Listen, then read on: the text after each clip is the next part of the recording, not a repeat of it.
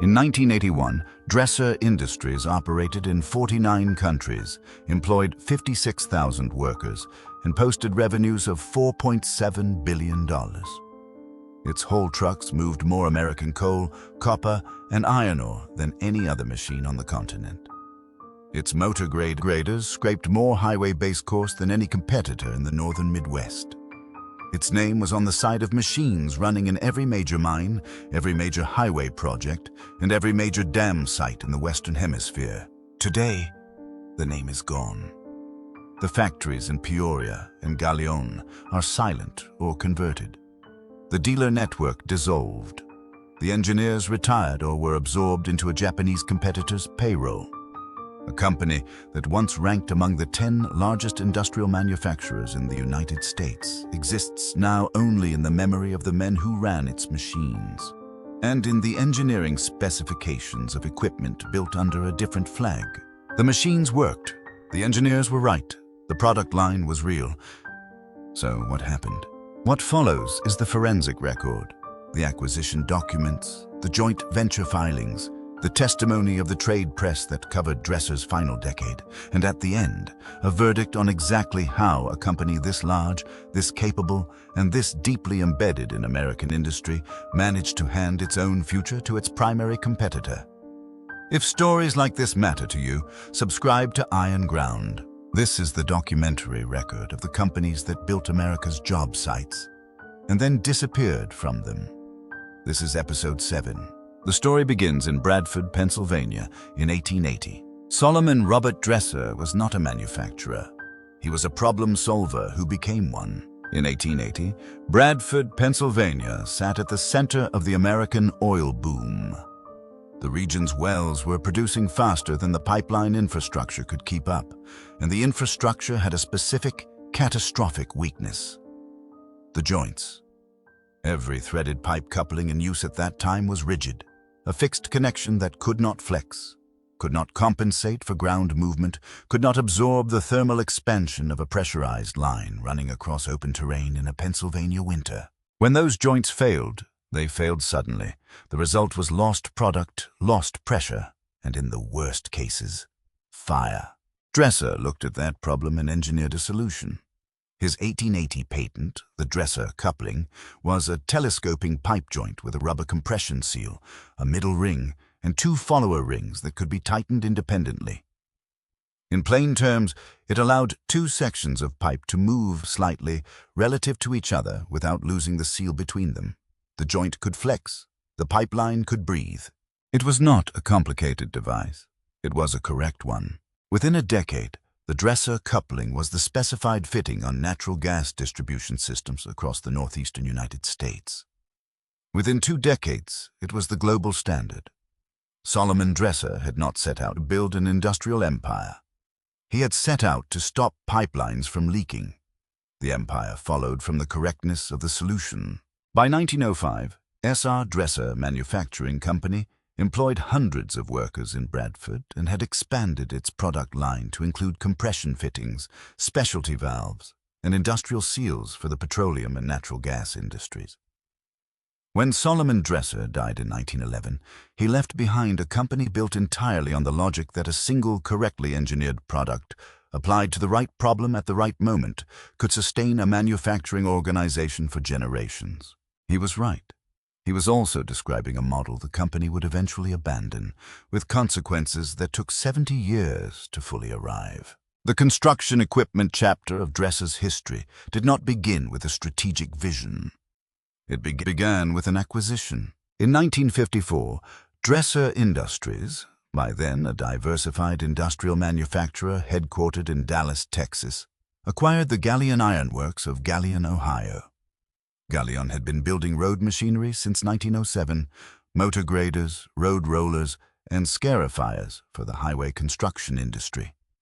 Its graders were not the flashiest equipment on the market. They were the most reliable. Galion machines had a reputation among highway contractors for one specific quality: they held their blade settings. A grader that holds its blade setting across a full shift means a foreman who doesn't spend the afternoon recutting the same stretch of subgrade. In a business measured by cubic yards per hour, That reliability had a dollar value that experienced contractors understood immediately. The Galeone acquisition gave Dresser a foothold in construction equipment. What Dresser did with that foothold over the next 2 decades would define, and ultimately doom, the company's position in the industry. In 1957, Dresser acquired the construction equipment operations of the Letourneau Westinghouse Company, adding scrapers and earth-moving equipment to its catalog. In 1961, it moved into off-highway hauling with the absorption of the Wabco division, and with Wabco came the machine that would become Dresser's most significant construction equipment product, the Haulpak. The Haulpak was an off-highway rear dump haul truck, purpose-built for mining and heavy earth-moving operations. It was not a highway vehicle. It did not need to be licensed, plated, or operated within speed limits. It was designed for one environment, the haul road of a surface mine or major excavation site, and it was designed to operate in that environment continuously, under full load, across multiple shifts, in conditions that would destroy a conventional truck in weeks. At its peak specification, the Haulpak 685E carried a 150-ton payload. Its diesel-electric drive system, a diesel engine powering electric motors at each rear wheel, eliminated the mechanical transmission entirely.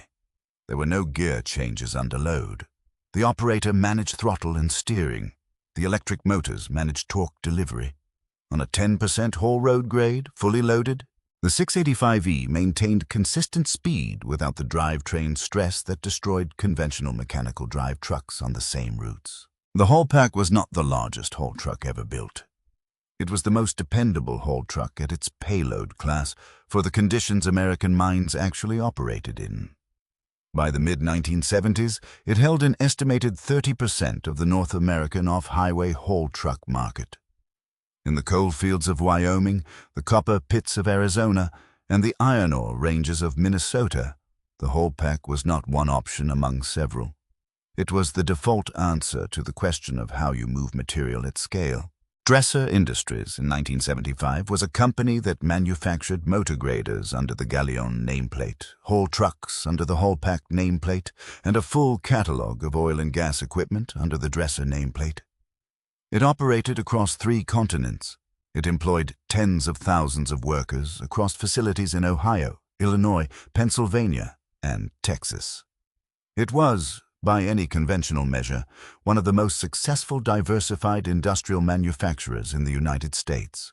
There was one thing it had never done. It had never made those divisions talk to each other. By 1981, Dresser Industries had reached the peak it would never surpass. Revenues that year hit $4.7 billion. The company operated manufacturing facilities in 49 countries. Its North American workforce alone exceeded 40,000 workers. Machinists, welders, hydraulic technicians, field service engineers, most of them concentrated in mid-sized industrial cities in Ohio, Illinois, and Pennsylvania, where a Dresser paycheck was not supplemental income. It was the economic foundation of the neighborhood. In Galeone, Ohio, a city of 13,000 people, the Galeone division employed 1 in every 6 working adults in the county. The plant didn't just make graders.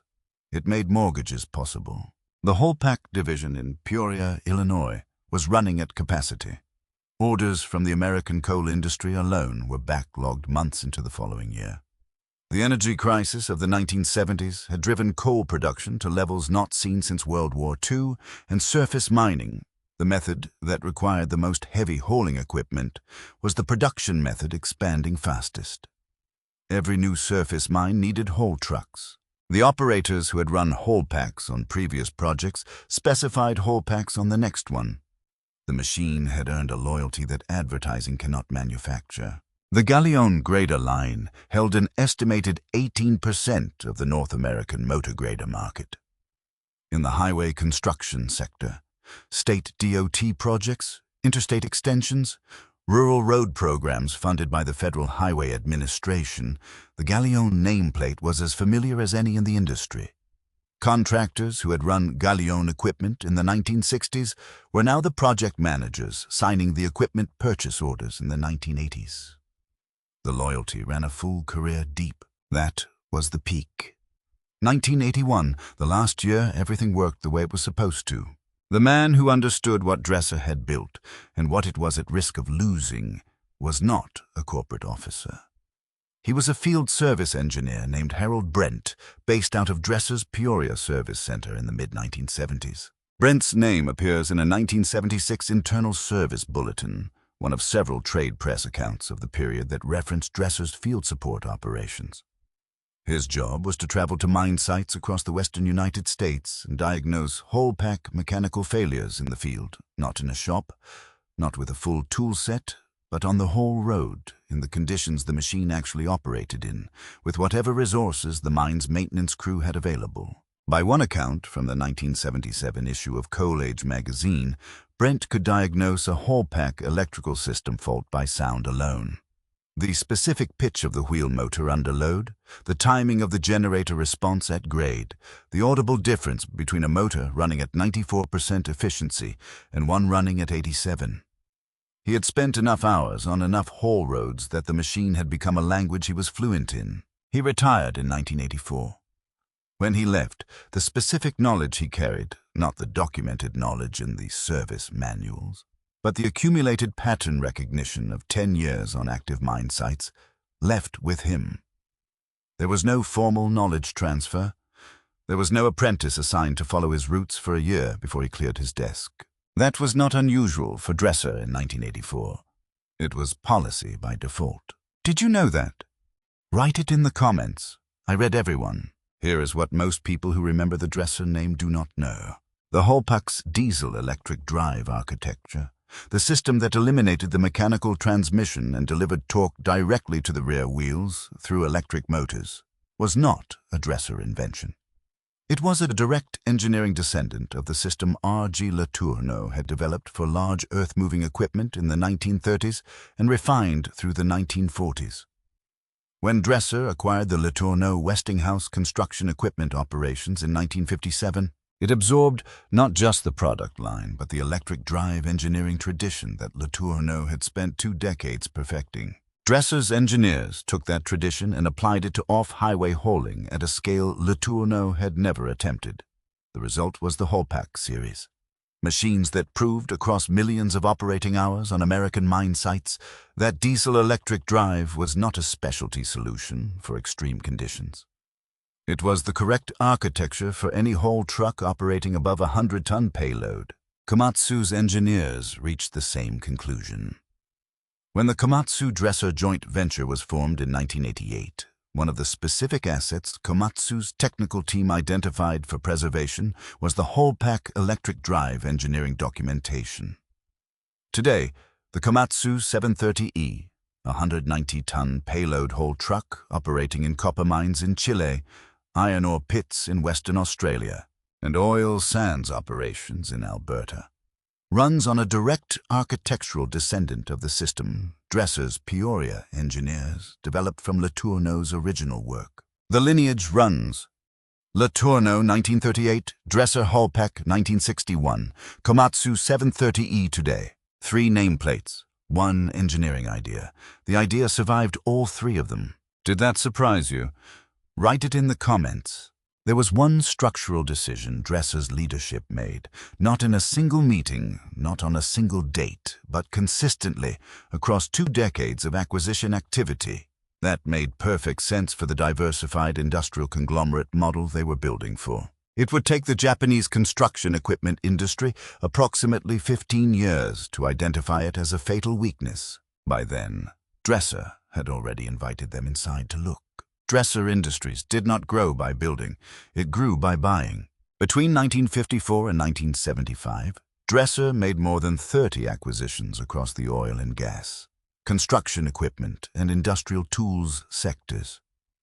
Each acquisition added a product line, a factory, a dealer network, and a workforce. Each acquisition was evaluated on its own financial merits, revenue, margin, market position, and approved at the corporate level in Dallas. Each acquired division was then permitted to operate largely as it had before the acquisition, under its existing management structure, with its existing supplier relationships, its existing parts catalog, and its existing dealer agreements. This was not negligence, it was deliberate policy. The diversified industrial conglomerate model, the dominant corporate structure of American manufacturing in the 1960s and 1970s, held that a well-managed parent company could generate superior returns by owning a portfolio of independently operated divisions across multiple industries. The logic was sound. Diversification reduced exposure to any single market cycle, and division-level autonomy preserved the operational knowledge and customer relationships that had made each acquisition worth buying in the first place. General Electric ran this model. ITT ran this model. Textron ran this model. Dresser ran this model. In 1965, it was the correct model. The Galleone division ran its own dealer network. Independent equipment dealers across the Midwest and South who had sold Galleone graders for decades and knew their customer base with the specificity that only long-term relationships produce. The Holpack division ran a separate dealer network, mining equipment specialists in the western states who understood mine site procurement, parts logistics, and the service requirements of machines operating in remote locations far from any urban service center. The Oil and Gas Equipment Division ran a third network, industrial distributors serving the petroleum sector with relationships built on entirely different procurement cycles and technical requirements. 3 dealer networks, 3 parts systems, 3 engineering cultures, 3 sets of customer relationships that did not cross-reference, did not share inventory, and did not present a unified face to a contractor who might need a grader on one project and a haul truck on the next. A contractor who bought both a Galleone grader and a Holpack truck from Dresser in 1972 dealt with 2 separate sales representatives, 2 separate service departments, 2 separate parts ordering systems, and 2 separate warranty processes. The Dresser name appeared on both machines. The operational experience of owning both had nothing in common. That was the architecture Dresser built across 20 years of acquisition. It was wide. It was deep in individual product categories. It was genuinely incapable of functioning as a single integrated competitor. For most of the 1970s, that weakness was invisible. The American construction and mining equipment market in that decade was large enough, growing fast enough, and insulated enough from foreign competition that a fragmented multi-division structure could generate strong financial returns without the disciplines that integration would have required. Fuel costs were high after 1973, but American mine production was expanding. Federal highway funding was flowing. The construction cycle that had begun with the interstate highway system in 1956 had not yet exhausted its momentum. Dresser's divisions competed in markets where the primary purchasing criteria were product reliability, parts availability, and dealer service capability. Categories in which each division had genuine, documented strength built across decades of customer relationships. A Wyoming coal operator who had run Holpack since 1965 did not need to be sold on the product. He needed confirmation that the next machine would perform the way the last one had, and that the parts would arrive when the machine needed them. In that environment, relationship-driven, reliability-focused, insulated from price competition, Dresser's fragmented structure was sustainable. Not efficient, not optimized, but sustainable. The environment changed in 1980. It did not change gradually. In that year, the American construction equipment market contracted by 22% in a single 12-month period as interest rates climbed above 20% and the construction lending market effectively stopped. New highway projects were deferred. Mining expansion plans were suspended. Equipment dealers who had been operating with full lots and strong order books found themselves carrying inventory they could not sell at prices that could service their floor plan financing. Simultaneously, not coincidentally, but not conspiratorially either, Japanese construction equipment manufacturers who had spent the 1970s building market share in Asia and Europe arrived in the North American market with a specific competitive proposition, equivalent reliability at a materially lower purchase price backed by integrated dealer networks that could service multiple product categories from a single relationship. Komatsu, Hitachi, Kobelco, They did not enter the American market by building superior machines. They entered it by building a superior ownership experience at a lower cost, and by targeting precisely the customers whose loyalty to American brands was based on relationship and habit rather than an active evaluation of alternatives. Dresser's divisions, each defending its own territory, each operating its own dealer network, each pricing independently, had no coordinated response. What Caterpillar could do, leverage its fully integrated single-brand dealer network to defend margin across multiple product categories simultaneously. Dresser structurally could not replicate. What Deere could do, cross-sell construction and agricultural equipment through a unified dealer relationship, Dresser had deliberately prevented by keeping its divisions separate. The fragmentation that had been invisible in a growing market became a liability the moment the market required efficiency. Dresser's leadership understood the problem by 1982. The internal response was not denial. It was a series of rational decisions made under genuine financial pressure, each one defensible in isolation, each one accelerating the outcome they were designed to prevent. The first response was consolidation. Between 1982 and 1985, Dresser restructured its construction equipment operations, attempting to reduce the operational redundancy between the Galleon Grader division and the Haulpak hauling division. Dealer territories were redrawn. Parts catalogs were partially merged. Some service operations were consolidated under regional management structures that reported to a unified construction equipment group rather than separate division presidents. The effort was real. The results were incomplete. 20 years of separately built dealer relationships, separately negotiated supplier contracts, and separately developed engineering cultures could not be functionally integrated in 36 months under financial pressure. The dealers who had built their businesses around a single Dresser product line resisted cross-selling requirements they had no infrastructure to support. The engineers in Galleon and the engineers in Peoria had different design vocabularies, different tolerance standards, and different definitions of what constituted an acceptable field repair procedure. The consolidation produced an organization that was neither fully integrated nor fully autonomous. It had the cost structure of a conglomerate and the market agility of neither a conglomerate nor a unified competitor. The second response was price reduction. Facing Japanese competitors who were undercutting Dresser's list prices by margins that the division cost structures could not match through operational efficiency alone, Dresser began reducing margins on key product lines to defend market share. The Haulpak line held its volume through the mid-1980s, partly on the strength of accumulated customer loyalty and partly on price concessions that compressed the division's financial returns to levels that made continued capital investment difficult to justify at the corporate level in Dallas. A division that cannot generate sufficient return to justify reinvestment does not get reinvestment.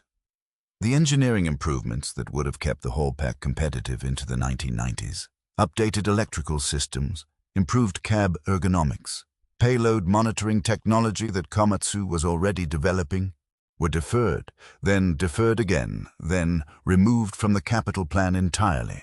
The machine that had been the default answer in American surface mining in 1975 was, by 1987, running on an engineering specification that was 7 years behind its primary competitor. That is the bitter irony at the center of this entire story. Dresser Industries built its construction equipment empire on a model of acquisition and autonomy that was perfectly suited to the market conditions of the 1960s and 1970s.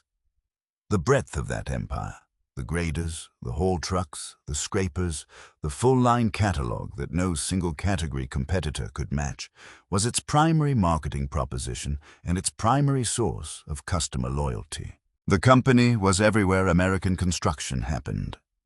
That ubiquity was real. It was earned. It was the product of decades of reliable machines and functional dealer relationships. And it was precisely that breadth, that dispersal of engineering resources, capital, and management attention across too many product lines to defend any single one, that made it impossible for Dresser to respond to a focused, integrated competitor that had chosen to be excellent at one thing at a time. The Japanese manufacturers did not defeat Dresser by building a better haul truck. They defeated Dresser by building a better company around a haul truck that was nearly as good. Read that again. In July 1988, Dresser Industries signed the joint venture agreement that formalized its partnership with Komatsu Limited of Tokyo.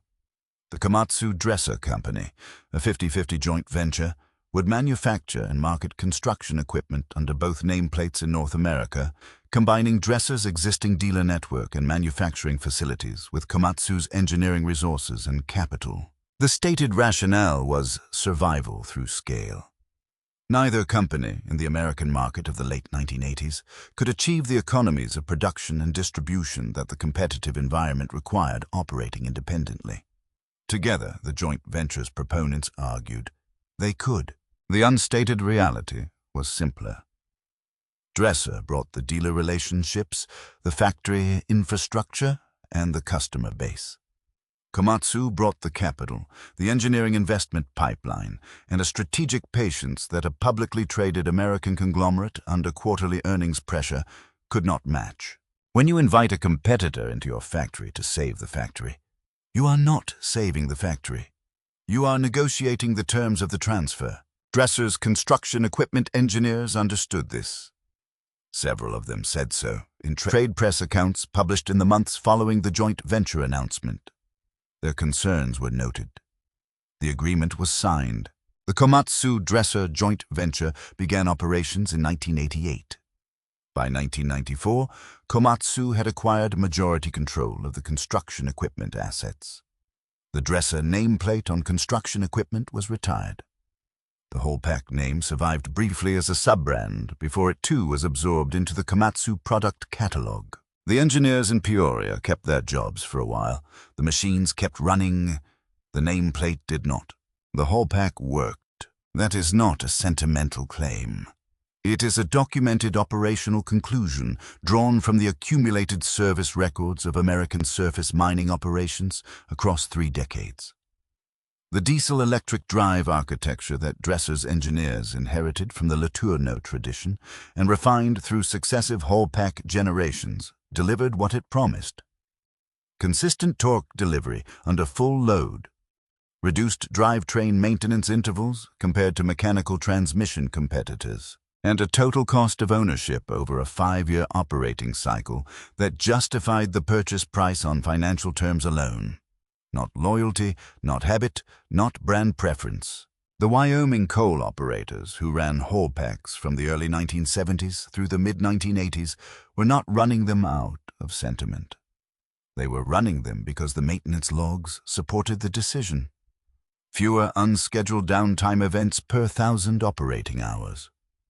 Lower parts replacement frequency on the drivetrain components most vulnerable to haul road stress.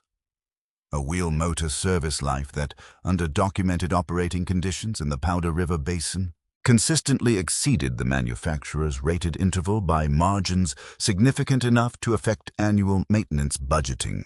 The machine worked. The engineers who built it were right about the architecture.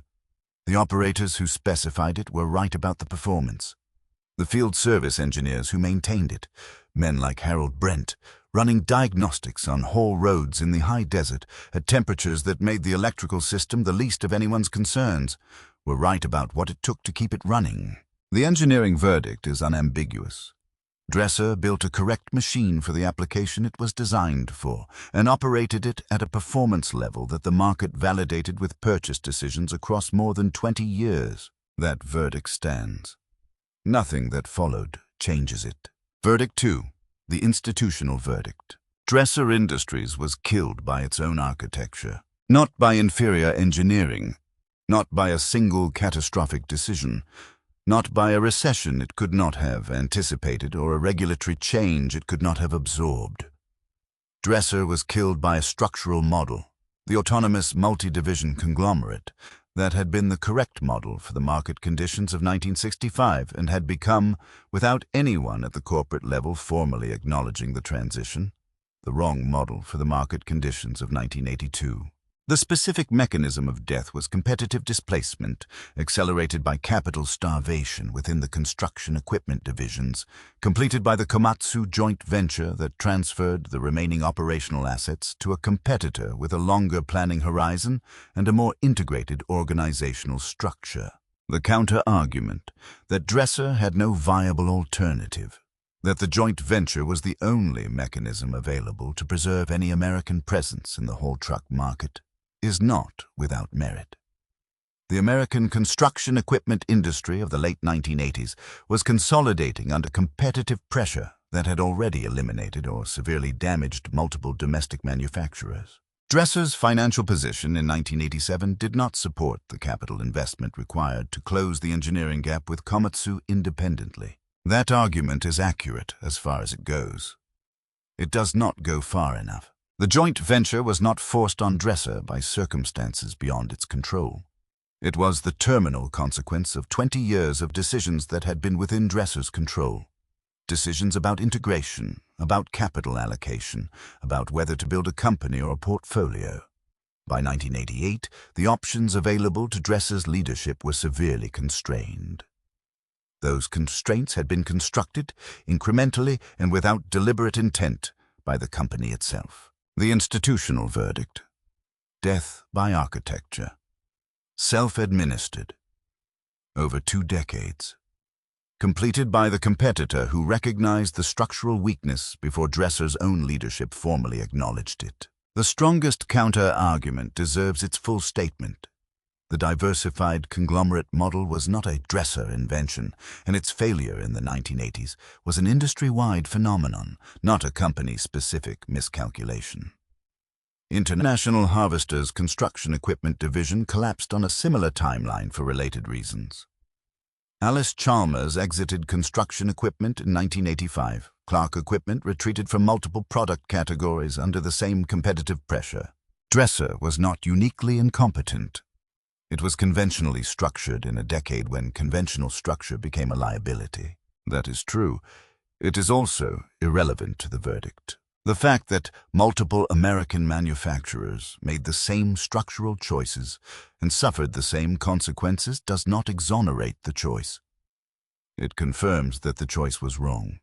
At scale, across the industry, with consequences that removed American manufacturers from product categories they had dominated for half a century. Dresser made that choice.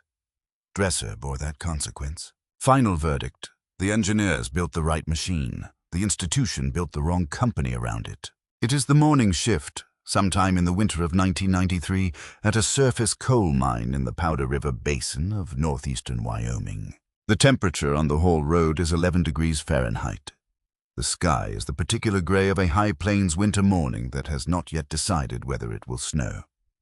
The whole road runs from the active pit face to the crusher facility, a distance of approximately 2 miles, graded at a consistent 8% on the loaded leg, switched back twice where the terrain required it. A Haulpak 685E sits at the pit floor loading position. The operator climbs the access ladder. 3 rungs of painted steel, cold enough through work gloves to register as a separate fact about the morning, and settles into the cab. The pre-shift checklist runs in a specific sequence that every experienced Haulpak operator has internalized to the point where the hand moves before the conscious decision to move it. Hydraulic pressure, brake system, electrical panel status, generator output. The diesel engine turns over and catches with the particular low register that a 16-cylinder engine produces at idle in cold air. Not loud, not dramatic, but present in a way that is physically felt through the cab floor before it is heard through the ears. The machine is loaded. 147 tons of Powder River Basin sub-bituminous coal deposited by a Marion dragline working the face 40 yards to the north. The Haulpak takes the weight without drama. The suspension compresses to its loaded position.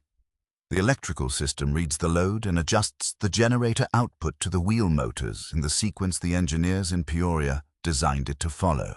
The operator releases the park brake and moves on to the haul road. On the grade, at full load, the wheel motors deliver torque in the manner that operators who have driven mechanical transmission trucks cannot quite describe accurately to people who haven't experienced it. Not a surge, not a build-up, but a continuous, uninterrupted application of force that does not break stride at gear change points because there are no gear change points. The machine climbs. The engine note rises to working speed and stays there. The haul road surface, rutted by the overnight shift and frozen into those ruts by the temperature, provides a specific rhythm through the cab that experienced operators read the way a pilot reads instrument feedback, not noise but information.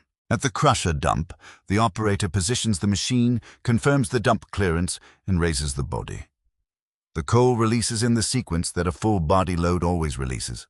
The rear braking first, then the load sliding forward in a single mass that hits the crusher grate with a sound that carries across the pit in the cold air.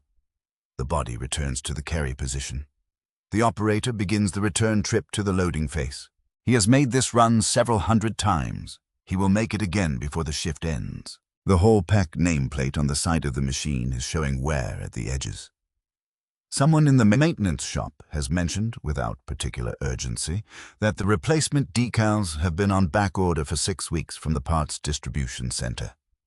The parts center is being reorganized. The reorganization is part of the transition to the new operating structure. Nobody says what the new operating structure means for the nameplate itself. The operators know. They do not discuss it on the haul road. Were you there? Did you run Haulpak or Dresser equipment? Tell us in the comments. At the end of the shift, the operator parks the machine at the designated position on the equipment pad, runs the shutdown sequence in the order the manufacturer specified, and steps down the access ladder onto the frozen gravel of the equipment yard. The diesel engine ticks as it cools. The hydraulic system bleeds pressure through the relief circuit in the sequence it always follows at shutdown. The wheel motors spin down in the particular diminishing register that operators who have listened to it 1,000 times can hear as a complete sentence. Full speed to idle to silence, each stage distinct, the transition between them as familiar as a signature. The operator does not look back at the machine when he walks to the time card station. That is not indifference. That is the particular discipline of men who have spent careers around heavy equipment. The understanding that the machine is not a monument, it is a tool, and that sentiment directed at a tool is a form of confusion about what tools are for. But he knows. They all know, on this particular winter morning in this particular Wyoming mine, that the transition paperwork has been filed, that the distributor agreements have been restructured, and that the machine he just ran, which performed exactly as it was designed to perform, which moved its rated payload at its rated speed on its rated haul road grade without a single unscheduled stop, will carry a different name on its successor. The Haulpak ran its last runs not with a failure, not with a breakdown, not with a dramatic mechanical event that could serve as a clean narrative ending. It ran them perfectly. It ran them the way it had always run them. And then the name was retired, and the machines that followed were built by engineers who had studied the Haulpak's documentation and concluded, correctly, that the architecture was sound. They were right. They kept the architecture. They changed the nameplate. 3 things disappeared when Dresser's construction equipment operation was absorbed into the Komatsu structure. Not 3 sentimental things. 3 specific, documentable losses that the American heavy equipment industry has not recovered. The first was the diagnostic tradition, the field service knowledge that men like Harold Brent had accumulated across thousands of hours on active mine sites. The pattern recognition that allowed an experienced Haulpak technician to diagnose electrical system faults by sound, to identify bearing wear by vibration frequency, to read a machine's operating condition the way a physician reads a patient, existed in practice, not in documentation.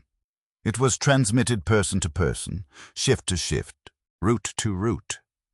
When the division was absorbed and the senior field service personnel retired or dispersed, that transmission chain ended.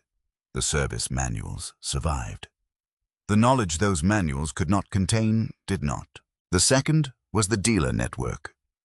The independent equipment dealers who had built their businesses around the Dresser construction equipment lines.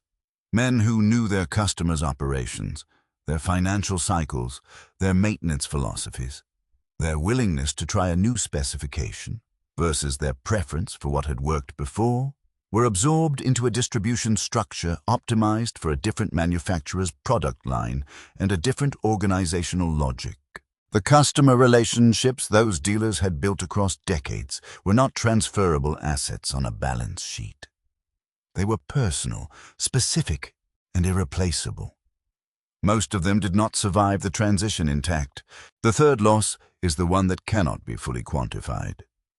Dresser's construction equipment divisions, fragmented, inefficient, structurally compromised as they were, represented an American engineering tradition in surface mining equipment that had been developing continuously since the early decades of the 20th century.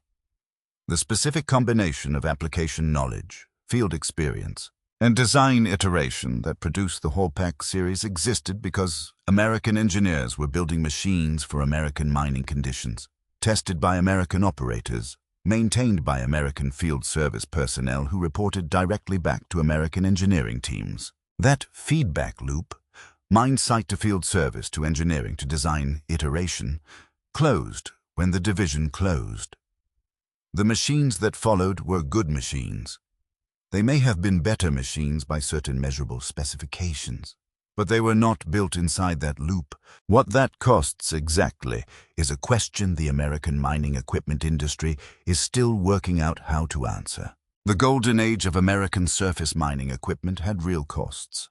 In environmental impact, in the labor conditions of the mines those machines served, in the resource extraction economies they enabled without adequate consideration of long-term consequence. Those costs were real, and they should not be minimized in any honest accounting of what that era produced. But the engineering knowledge was also real, and it is gone in a way that environmental remediation and labor reform cannot address, because it was not a policy, it was a practice, and practices end when the practitioners do. What do we do with that? Dresser Industries is a case study in the specific way that American industrial competence dissolves. Not through incompetence, not through corruption, not through a single catastrophic failure of judgment, but through the gradual, rational accumulation of individually defensible decisions that collectively produce an outcome no one in the institution intended and no one outside it could prevent. The company built correct machines. It built them for decades, at scale, in conditions that validated every engineering claim the manufacturers made. The operators who ran those machines knew what they had. The field service engineers who maintained them knew what they were working with. The mining companies that specified them knew what the maintenance logs said. The engineering was right. The institution that carried it was not built to survive the moment the market stopped rewarding breadth and started rewarding focus. When that moment came, and it came hard, in the space of approximately 36 months between 1980 and 1983, Dresser had no mechanism to respond with the speed and integration the competitive environment required. Not because the people were wrong, because the structure was. That is not a uniquely American failure. But it happened here, in the middle of the country, in cities where the plant was the economy and the economy was the plant. And the consequences were absorbed by people whose names do not appear in the corporate filings or the trade press accounts or the joint venture agreements. Close your eyes. It is first light on a Wyoming haul road in January of 1979. The temperature is 9 degrees. The sky is not yet fully light. Somewhere on the pit floor below, a Marion dragline is swinging its bucket through the pre-dawn darkness, and the sound of it carries up the haul road in the cold air, a low mechanical rhythm that has been the soundtrack of this mine since the early 1960s. A Hallpak 685E moves up the grade under full load. The wheel motors are pulling steady. The diesel is at working speed. The cab is warm. The operator has his window cracked 2 inches because he prefers the cold air to the recirculated heat. And through that 2-inch gap comes the particular smell of a surface mine in winter. Diesel exhaust, coal dust, frozen clay, and the faint mineral sharpness of the broken earth on the pit walls.